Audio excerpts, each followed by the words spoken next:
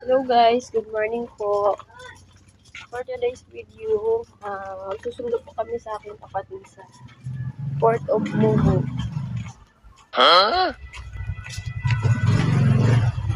Yan. Ayan ang service namin yan. So, tara. So, ayan ang service namin guys.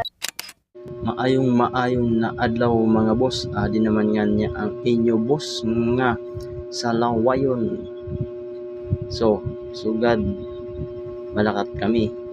Kay sugaton namon ang magurang ni Mrs. Adi nga niya kami sa may crossing, sa crossing nursery. Mahinay lang nga ni sinakon padaragan mga boss. Kay basi kon masugat an namon ang magurang niya. Kag dili namon makitaan. Kay nagapay na hinay lang ako sinapadaragan. Kay para kung magsugatan kami makikita ko dason na. So adi na nga niya kami sa may rotunda. Painahin na lang ako sinadida kay sabi ko damo sin mga motor. Ay, iwas lang ba, iwas disgrasya lang no, buyag lang. So adi na nga niya paubos na kami dira, pero di ko aram na ada nang gali sa may gabasanggay sa ano. So nagsurugot anan gayud kami sina ayon lang gani, layo pa lang sidto nakilala ko na dason. Kaya nagudong kami, pinara namon. Kaya siya nagpagasolina, pagas na daw kuno siya kay basi ko lang ako nang gasolina. Kag pagkatapos niya sa bus, adi na pauli na kami sina. Kag nag-udong nga niya kami didi sa Milagros kay aram po na gutom pa inyan magurang ni Mrs. Kaya siyempre makaon na ni bago kami maguli. Sabay na lang nga ni kami kay pagkaon kay aram ko na paghalit namon wala pa kami kaon. Kaya nagkisabay na lang gayod kay magutom man. Naguna-una gayod ang bus niyo pagkuwas ng sura kay magutom na nga niya. Nag-ada na, nagkaon na. So adi na nga niya kami sa crossing Taisan nga damo babayi kaso mga mabaho.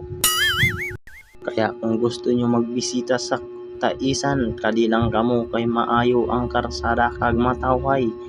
Adi nagapahinay-hinay lang ako kay sabi ko grabe ng init kag nakashort lang ako didi. Mapaliko na nga niya ina dida. Kung gumastos man kamo dollar, dili man kamo mandugi kay damo man didisan mga babae na magaganda. Didi pa na nga niya sa Cisco, damo kan makikita na magaganda kag gwapo. Papasulod ka pa lang ani dida, makikita mo dadason ina sa mga gilid-gilid nagatalambay.